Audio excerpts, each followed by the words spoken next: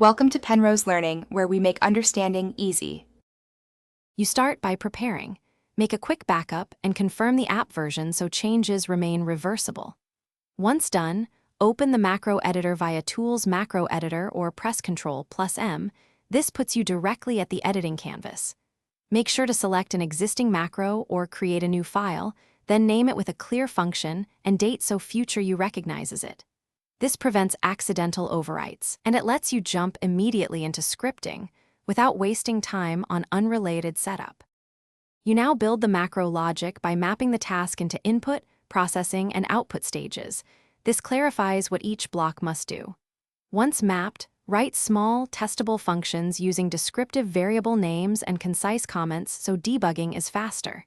Make sure to test each block incrementally, run the snippet, verify output, then integrate.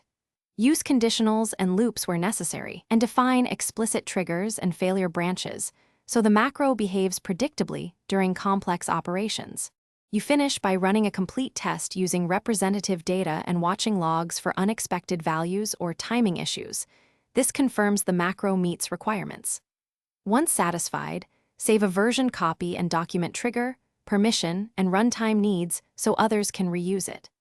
If things go wrong, isolate the failing block and test it independently, then revert to the last known good backup if necessary. Make sure to update comments and version notes. This keeps future troubleshooting fast and predictable. Thanks for watching. If this was helpful, leave a like and consider subscribing. See you next time.